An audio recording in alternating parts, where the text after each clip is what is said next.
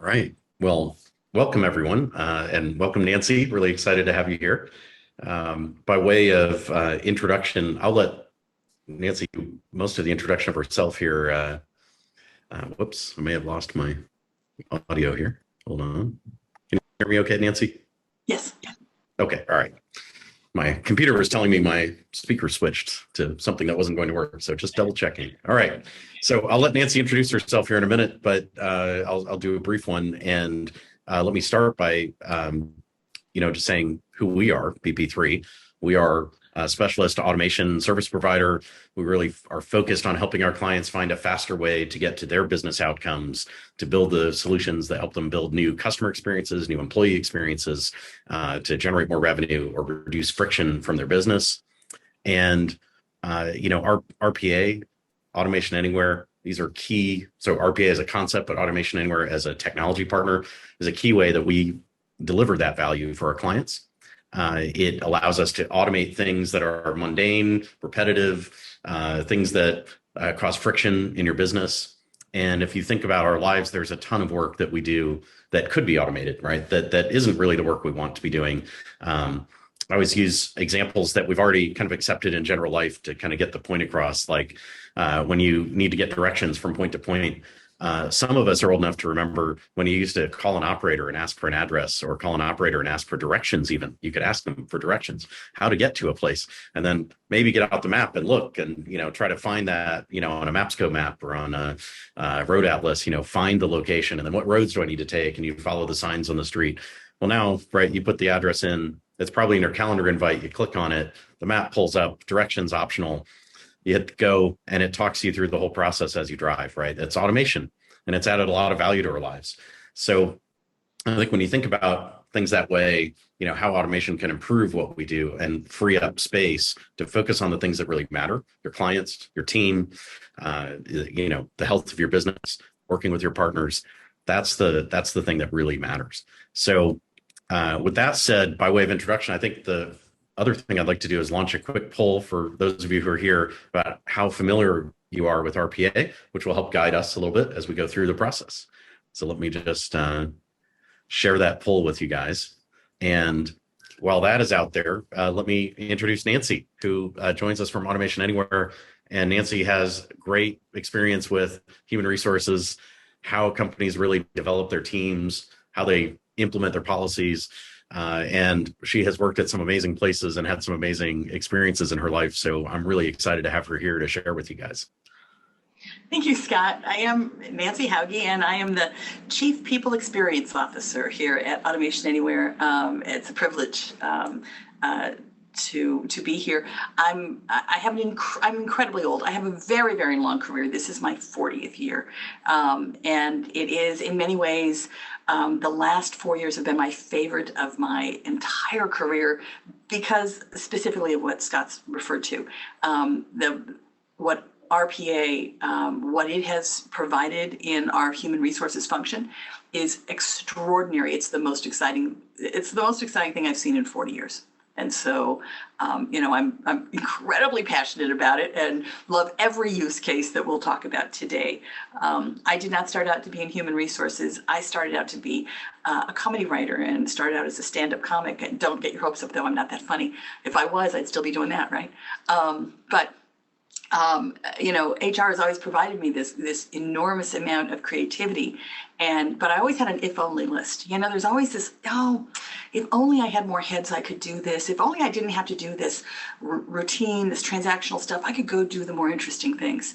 And what I've discovered is that RPA has given me access to my if-only list. That by moving that transactional work, some of that more rote thing, even some of the stuff, even creating things that we couldn't do without technology, has really opened up the ability to do the things that I've always longed to do in this role. So there you go, Scott. Yeah, and I think what makes RPA interesting as a tool is, automation tools like email. And I know people don't think about email as automation, but sure is a lot faster than sending a letter in the post. Automation tools, sometimes it's not obvious how they behave behind the scenes, but with RPA, it literally emulates what a person would do in the same situation, whether that's driving a website, or filling out a form or filling out a spreadsheet or computing and compiling data. Those are things that RPA can do for you in the same way a person would do it.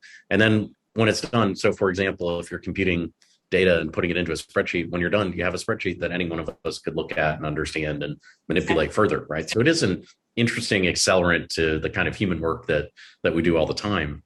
And we've become very accustomed to it. We're unaware of it. But an example is, think of your frustration when something doesn't autofill, right? You've gone to a site and you're going to put in your name and email, it doesn't autofill. That's always, oh no, don't tell me I have to actually type these 22 characters. You know, we get very frustrated very quickly. Once work has been taken away from us, we're not that happy about going back to the manual again. And it's when people say they don't really understand this concept. My CEO has a great example. He says, you know, if you'd asked me what the weather was in 2005, I'd go to my keyboard. If you asked me in 2015, I go to my phone. Today, you ask me what the weather is, and I say, hey, Alexa, what's the weather? And I never lose eye contact with you. And this is the great example because it means we've put technology behind us. I'm not looking down. I'm not looking over here. I'm looking at you. The technology moves behind us. And so think about what that does, you know, from a human resources perspective around engagement. Think about it, what it does, though, if you could move all those people with their heads down and look up at your customers, what does that mean for your business? So that's really kind of the intrinsic value of automation. And I've got the poll results, so I'll share those. We've got a pretty even distribution, Nancy, in terms of experience with RPA, from I don't know anything to, you know, I feel solid and have kind of, I'm ready for the advanced tips and tricks. So I think, you know, we've got a good spread of experience, which is great. Good. I hope we can help you all. All right. So now we'll focus on the conversation. But I think, Nancy, you know, one of the things that, you know, has been in the news so much, right, is about the Great Resignation. And, you know, I have to say, I think it's more reshuffle than resignation, because I look at the job numbers and there are as many jobs today as there were 2 years ago, and trending upward quite quickly. But how has that impact, you know, resignations, onboardings, like how is that affecting, you know, HR departments? How do they keep up with that work? Because it feels like to me in our business, like there's more work than there has been in the past. I'm sure in larger businesses that, you know, times 10. Absolutely. So I think, you know, HR it's not keeping up with it, because the Great Resignation isn't just about people leaving your company or joining your company. It's about all those retention things you want to do and trying to understand the sources of whatever would compel somebody to leave. I don't think HR is keeping up with it very well, as I said, because it's just a cascade into every other aspect of HR. And every other aspect, you know, the problem is trying to understand all of that simultaneously is impossible if you just are going to use human beings, right? Yeah. You can't collect the data. You can't analyze it fast enough. We do. We can get a lot of data in. As I say, you know, we have a tendency to eat like an elephant and poop like a bird in HR. You know, we take a lot of information in. It's what are you going to do with that data? And that's really where automation has helped us dramatically. Right. Yeah. And I think you make such a good point that it really isn't just the onboarding, offboarding. It's all the work you do to make your company a great place to work for your team. Right. Exactly. And that changed. I guess that has changed quite a bit with the pandemic and people working from home so much. Well, absolutely. I think that, you know, if you think about some of the impetus for the departure, and there's macro issues around why we've had this great migration, right? Which is what it is. It's just this great migration. Part of it is cooped up for 2 years in the pandemic. Part of it is getting people were doing their work very differently. And some of the other aspects of the things that were satisfiers were kind of removed from them when the social wasn't there as much. And so they could very focus on what's the content of my work. Do I really like this? There's also the concept of, you know, I'm now working from someplace else and I'm not willing to move back to headquarters. And so I'm going to go find a job that is going to let me work from wherever I want to be. There's a lot of stuff that's just changed, and understanding it, getting your arms around it, it's different than any work we've ever done before, right? We haven't ever faced this. So none of our industrial age models work for us now. None of Right. them. Yeah. Right. Well, I mean, it just sounds like HR departments really need a lot of help at a time like this. They do. And one of the use cases we're seeing with clients is, automating, on that hiring side, automating job postings or Yeah. parts of the onboarding process, right, to speed that up, because it can be quite frustrating, if you're posting your interest in a job and you don't get a response quickly, or the onboarding goes rough, right? I mean, you want to treat your Yes. onboarding of an employee like you do a new client. Remember that first 100 days, you want to be a great experience, right? Absolutely. And But so a what lot of else? What are you seeing? Yeah, I mean, I know you have way more connections in the HR space well, than what people are yeah, we doing. have, so, and that's just it. The easy bots to build very often are the ones that where you think about that volume. You think about a big volume process. So we have, we have bots that do a lot of sourcing for us. They go out and look in the world, and then they bring resumes back into our recruiters. And then we have a bot that sorts those resumes into what hits the job spec the most. So the recruiters don't have to do that. I mean, it's just taken a lot of, drudge time away from the recruiters. So the recruiters can do what they do best, which is talk to people, right? Assess people. But, it's interesting. Scott, the bot that we've written that's had the most positive impact on the recruiting process is the bot that we built to remind managers to accept the interviews. So, a recruiter goes out and gets, a whole bunch of, you get 6 people or something who are going to interview a candidate, and you discover the day before that, 4 of them haven't accepted that. We have no idea if they're going to be there. You don't want to leave somebody hanging, in a Zoom room by themselves, that sort of thing. And so this bot, starts to send you emails and texts and messages on, TV. I think it calls your mother ultimately if you do not answer fast enough. This bot is all over you. And the thing about it is so the attendance rate is better, and the candidate experience is so much better. And the managers are grateful. They're like, oh, yeah, I know, I need to do that. Oh, I forgot to do that, that sort of thing. And so, but that one, very human behavior focused as opposed to volume process focused. That has been one of those bots that really has enhanced the process. Yeah, and you mentioned. Yeah. Oh, sorry, go ahead. Well, it's also kept a human being from having to keep dialing for dollars, chasing those folks down. Right? That human being is now setting up more meetings for, other candidates. The right thing to do. Exactly. That's the value added part of their job, right? Is finding the next candidate and getting them set up. And now you mentioned before about having bots actually look at the resumes to see which ones are interesting. How do you go about setting that up in a way that gives your team confidence that it's pulling the right resumes to look at? One of the things you have to remember about a bot, a digital colleague, is that like any colleague, you're going to have to train them a couple of times, right? They don't get it right the first time, maybe. And so as you learn about, one of the things that happens is you teach the bot, you're looking for years of experience, you're looking for these words in their resume in this order, that sort of thing. And so the bot can do that. And then you realize what happens is the human process changes, is then you have the human recruiter say, you know what? I also look for this. It didn't dawn on me till now that I also look for these things. And so it can be somewhat of an iterative process to get to the added value. The other thing is, there's 2 kinds of automations, right? There is what we refer to as the unattended automation, which is something that just runs for you in the background all the time. And then there's the attended, and then our personal assistant, kind of Ari, that goes and does things when you ask it to.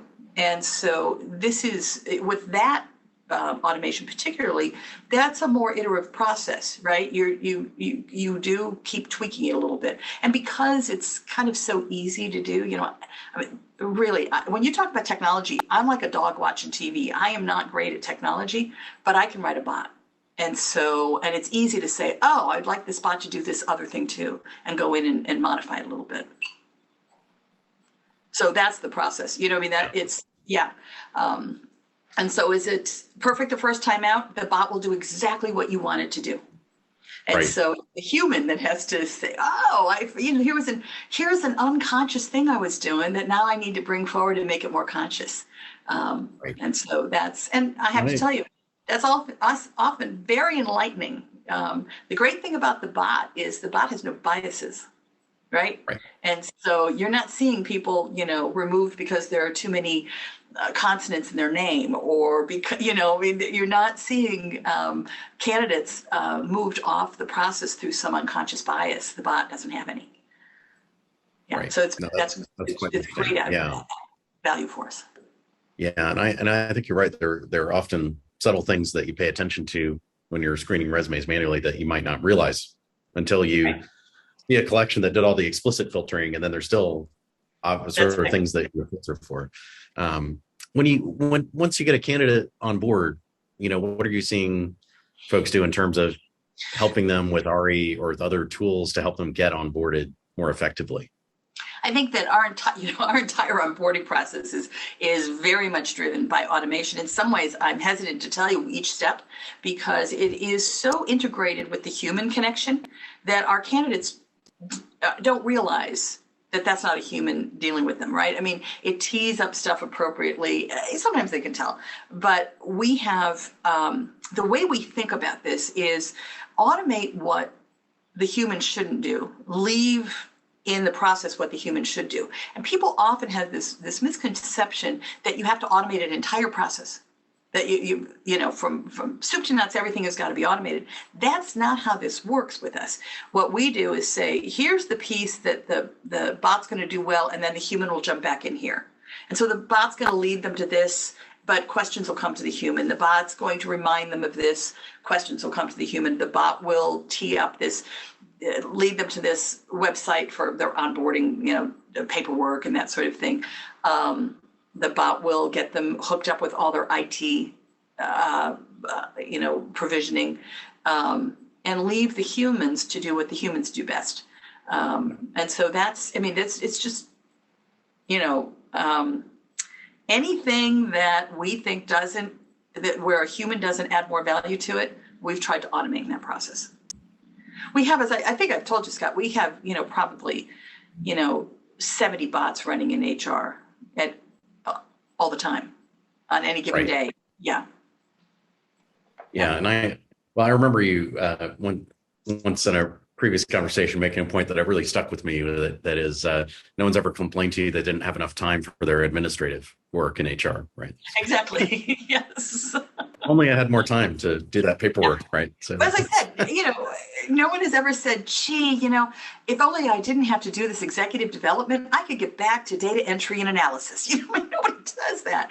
That's the point. So all that data entry, and we've gone beyond that. I mean, I have to say that all of our, the low hanging fruit is all that administrative thing, all that work. But we've figured out how to use technology in very, very strategic ways now.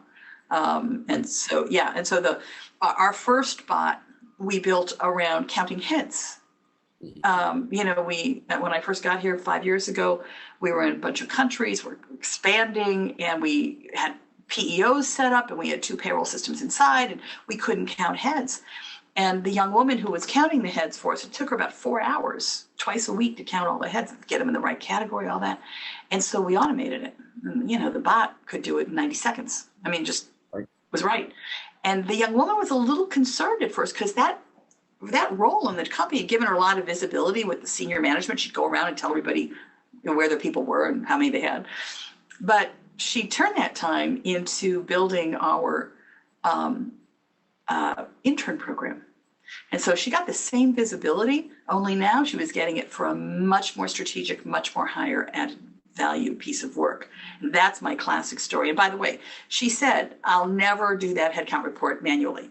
I won't work for a company that does it manually. It's an IQ test they failed. I've never, ever had anybody say, please take this automation away, right? Once you've automated something, no one ever wants that to go back to manual.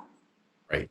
100%. I think there's so many great use cases in HR for RPA. There are a few folks on the call who are really new to RPA. Where do you find people having trouble getting started?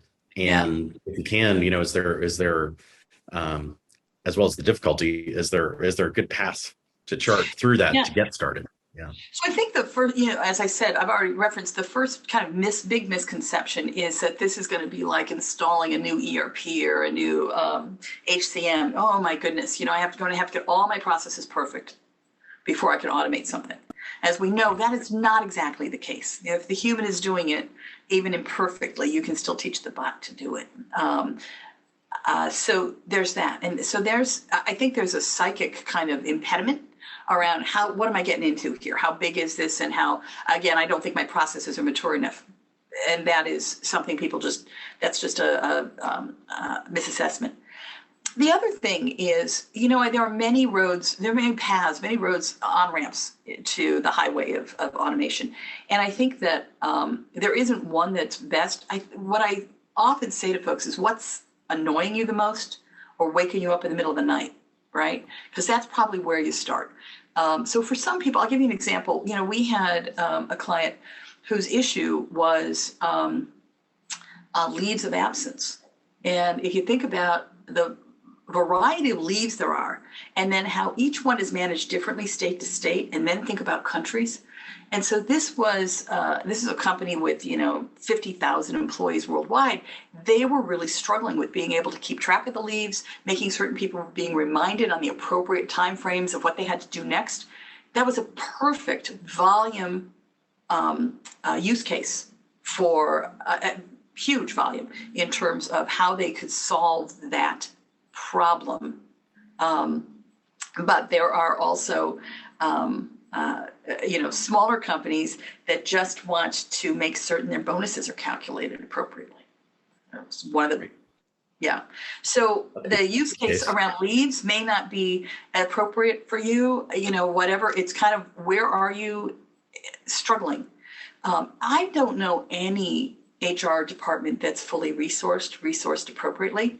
And so, last year, our automations added the equivalent of 4 headcount to my team. 4. Think about it.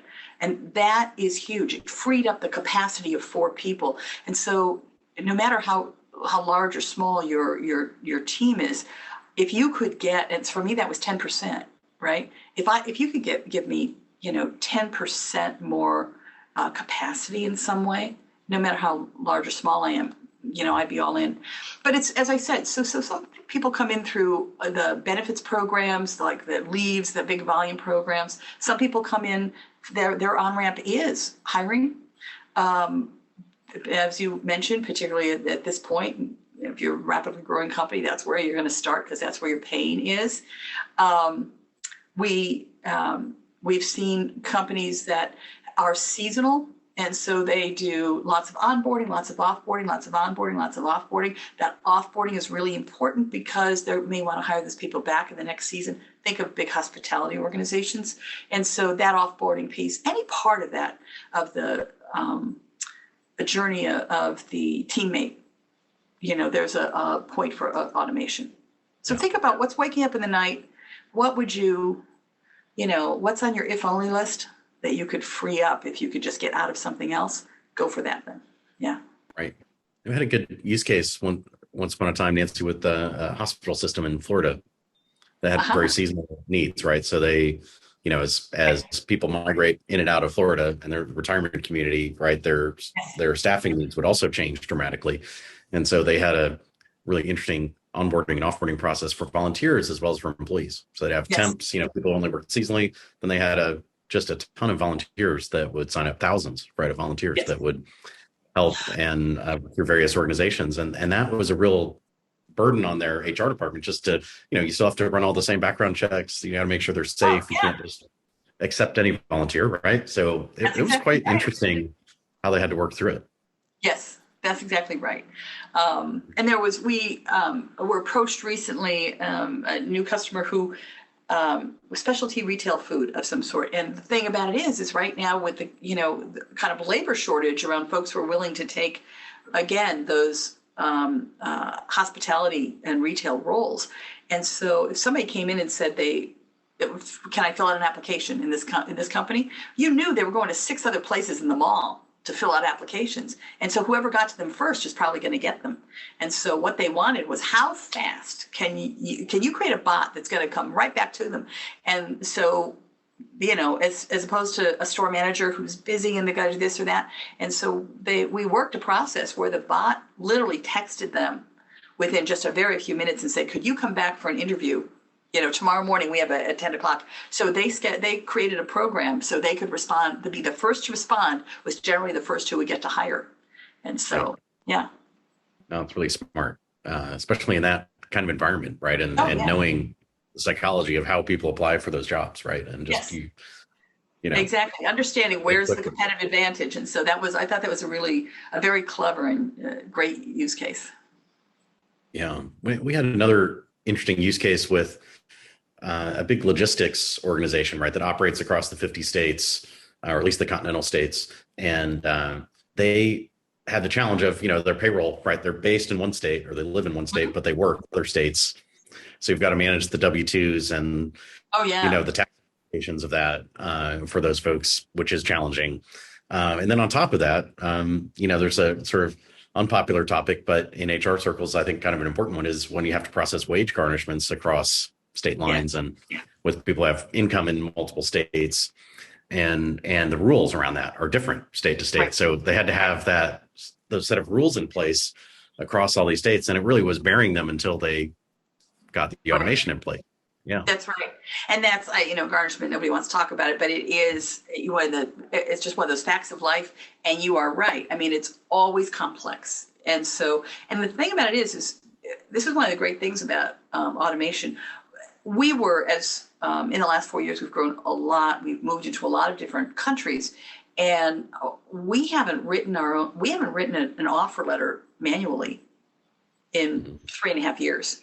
And so our bots can, just like the garnishment, the bot knows in what country, what's the level of person in what country, what's the, so not only can it pick out the paragraphs around what bonus structure and all of that, but it also understands what tax issues. And by the way, we provide our employees with equity in the company. Is that allowed to go into an offer letter? Does that have to be a separate letter? There's, all country to country, it's very complex. Same thing with garnishments. And that's just it. It's a complex, but I guess I would say this, people think about volume processes around what are we doing that we do to everybody the same way, simple use case. But then there are what I refer to as processes in volume, where you have to do it for everybody, but it's got to be customized. And that's the surprising addition of automation. That's where in the past you would have thought, oh yeah, but a human has to do that. Not at all. Mm-hmm. It's just rules. It's if then, if this, then that, if this, then that. The bot can do anything like that. Yeah. No, I think that it's a very well taken point that it's not just volume growth. It's also just volume activities that have a process. And I think as well, even activities that are just highly error prone, where the errors cost you a lot. Even if it's not a high volume, the cost could be quite high for making mistakes. And in HR, there are a lot of those kinds of processes, right? That where a copy and paste error, or, that somebody makes, or keying it in wrong can present some challenges, right? So that's a perfect concept. The thing about it is you end up so we use automation for a lot of auditing, right? And the interesting thing about it is, you get to the point when a bot is running your process, you don't need a separate audit process because the bot keeps track of everything, the single thing it does. It creates the audit trail.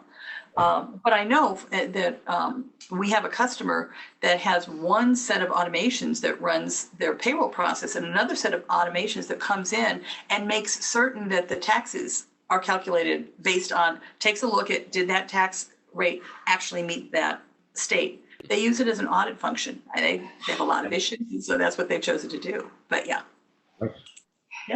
Well, and I suppose if the bots were written by different people, it might constitute, a different mechanism to double check the math, right?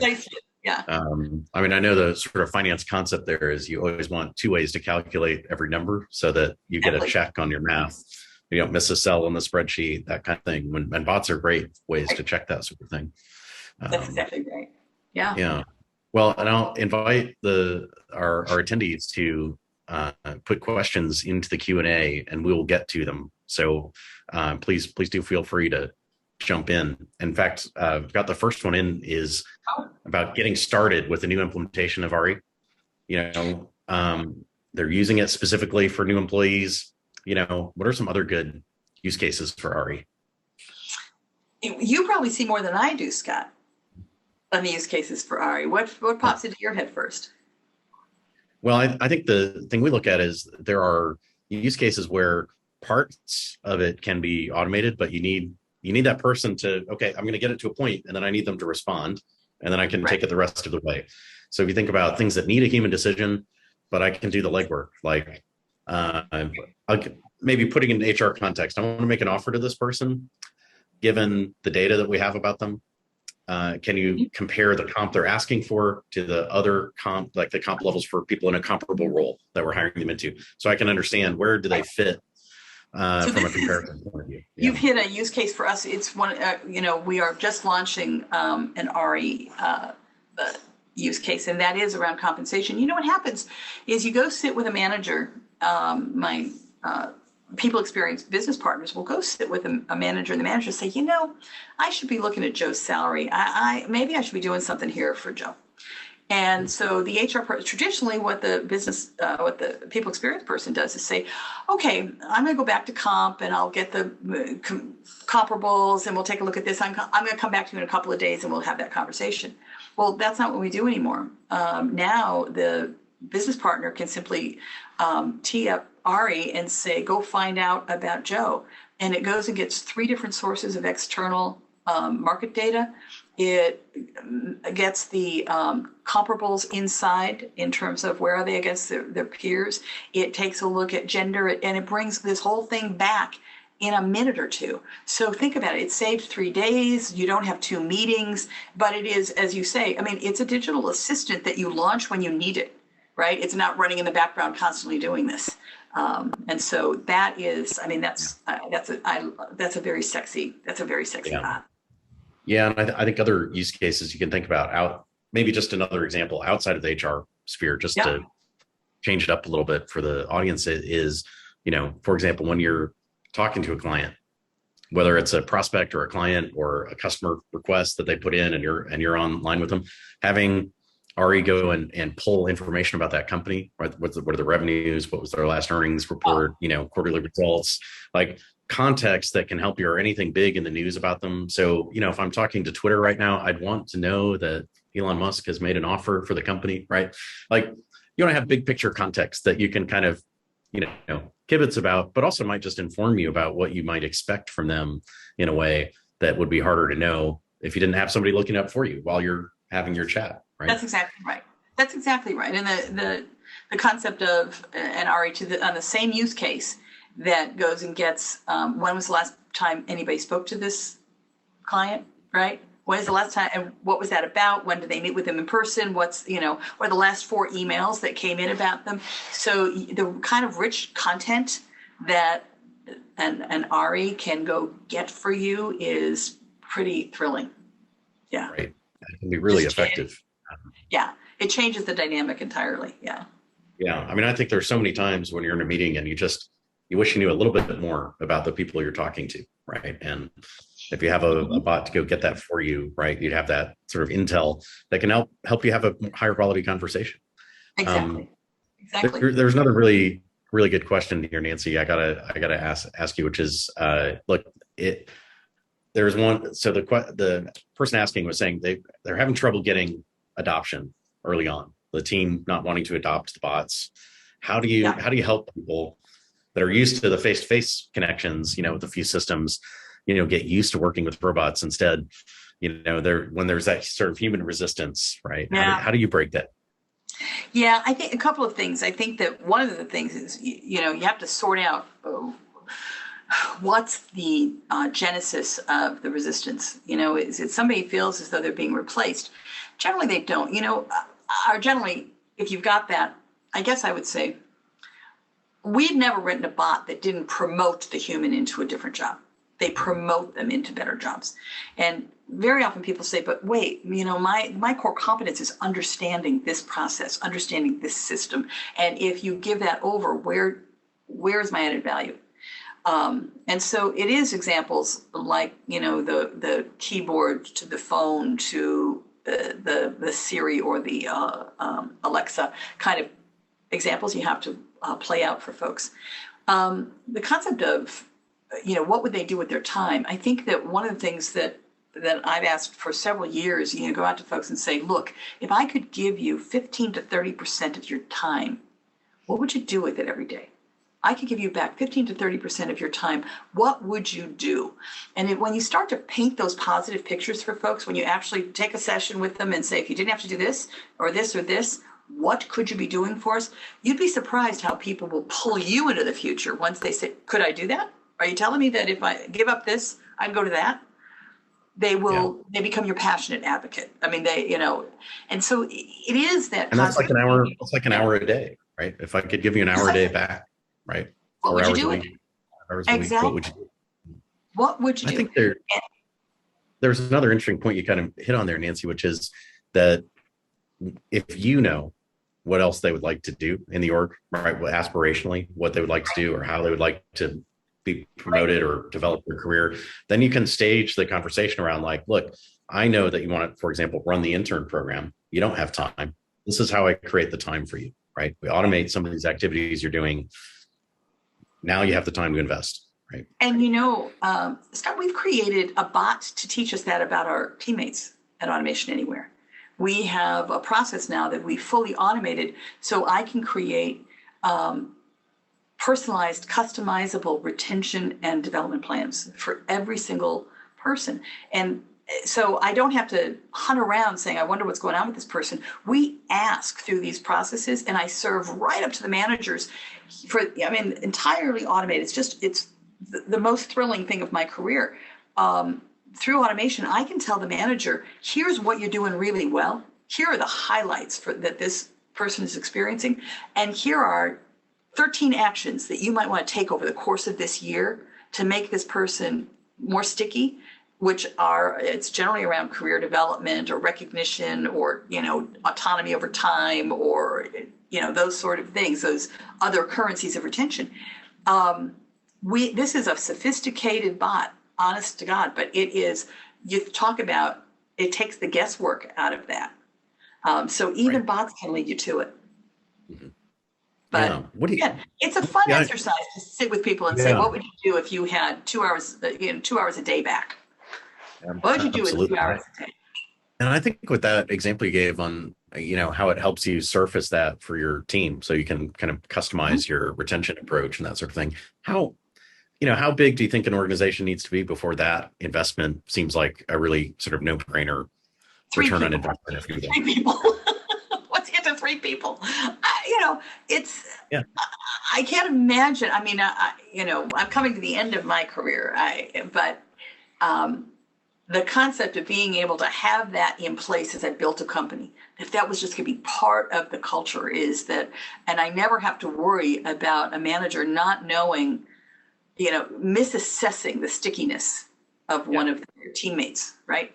That we got it nailed. And not only that, we know what's important. We know family time is important to them. We know maybe career development is important to them. And we also know already that they've got strong friendships here and they feel respected by their manager. So we know what's working and we can see where we need to make these other investments. And we're not doing peanut butter. Everybody gets the same investment. It's very customized. And so that's the thing, is volume process that gives you customized solution. Think about what that does. Right. What it does for my teammate is one thing. What does it do for your customer? Right. No, I think that's a great perspective.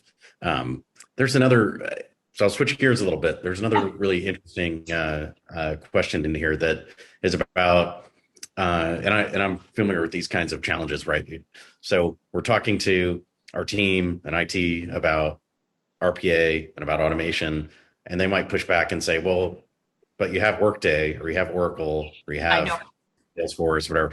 Is the automation is built in, right? Why do I need this other thing to automate? I think that's I know people say that. Okay, that's a charming thought. It's not true.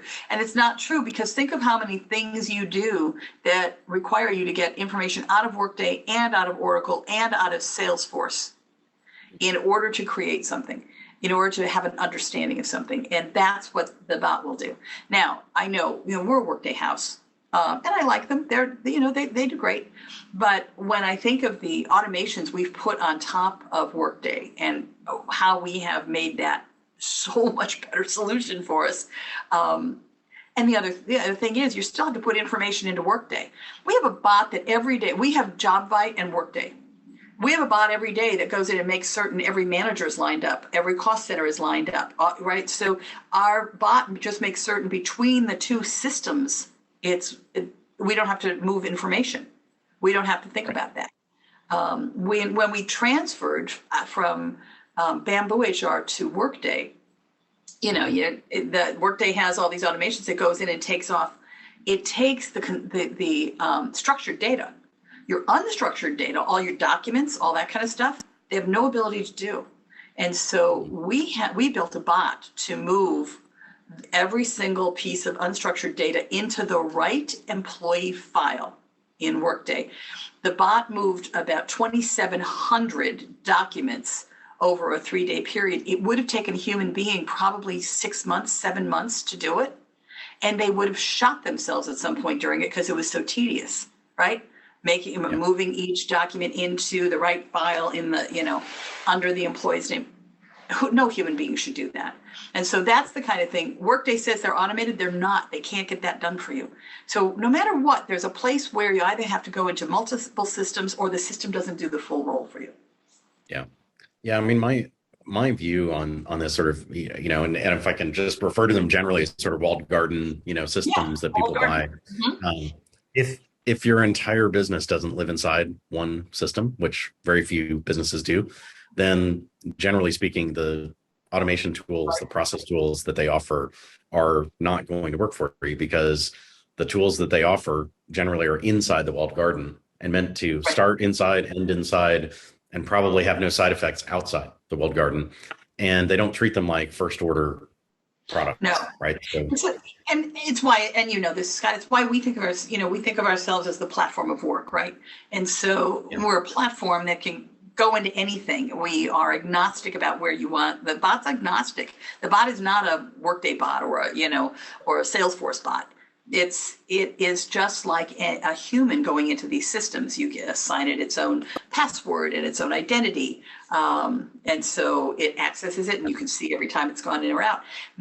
One of the beauties for me is that since we've had bots, I've never had to worry one day that someone's going to leave proprietary information on their laptop in a Starbucks, because bots never leave, right? They never leave your walled garden, and so your private information doesn't ever have to leave that environment.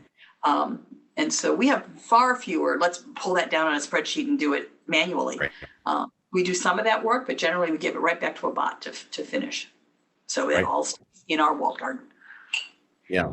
No, I think that's a good point. I mean, I think the other thing that can help people think through this is imagine, if Workday had email and they said, well, you don't need outside email. We have email inside Workday that can send email to anyone else who uses Workday.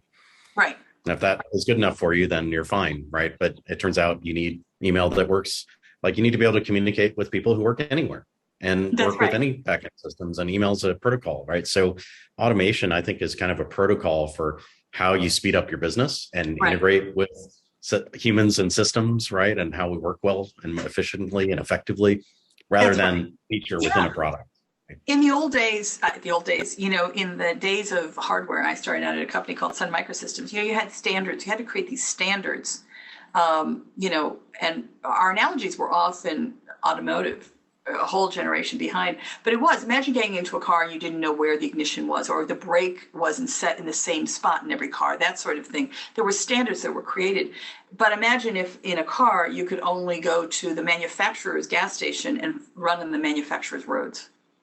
And this is the issue, is that with Workday, again, you're in their walled garden, and you're exactly right. They don't acknowledge that everyone ever pulls information out of Workday and puts it in the spreadsheet. which we all do every single day, but they don't acknowledge that. And so they think you can do everything inside Workday, and you know that's impossible. And that's the same thing for Salesforce, same thing for JobVite, same thing for Oracle, for whatever you're using. So yeah, anytime you have to. And that's not a knock against the tools, right? They're good tools. It's great software, but every software package has its sort of its boundaries, right? Then when you need to cross those boundaries, you need help. That's right.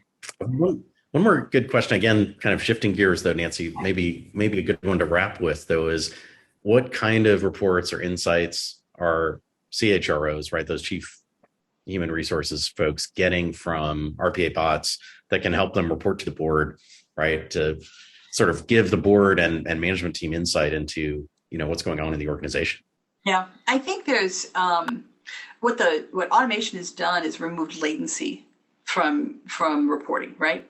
So rather than here it was on this day and this time, you can actually, with automation, report on anything at any moment. You don't have to have event reporting. So that's part of the help, because the world is moving so rapidly that one quarter, think about, how over the course of the last year, quarter to quarter, things moved dramatically from a human resources perspective, whether it was the Great Migration or the rapidity of kind of the inflation of wages. There's all sorts of things that move so rapidly that you would report to your board one quarter and it would look entirely different a quarter later. But if I actually reported in my old-fashioned way, I could be almost 6 months latent on that information. I have no latency with this. The other thing is the bot can, you can create a bot that can report on behaviors without having to ask anybody. And so, the bot can watch human behaviors and tell you what's going on. And so it's not just, here's how many people signed up in our LinkedIn learning programs, right? We have bots that can report on all sorts of things that people are doing in these different systems that give us insight as to whether systems work for them, right? Whether, so how much time are they spending there? What's satisfying them? What's not? You can kind of sort that out. There's lots of reporting that we do around the, different from the traditional stuff, based on, once you think about it, gee, I'd like to know this. Then the next thing we say is, can we do it? Can we write a bot to go find that out? And so we don't think about what person can we send to do it. We automatically think, is there a bot we can write a bot to do that? Okay, let's write a bot to do that. So, yeah. Yeah. That sounds very meta, Nancy, Yeah.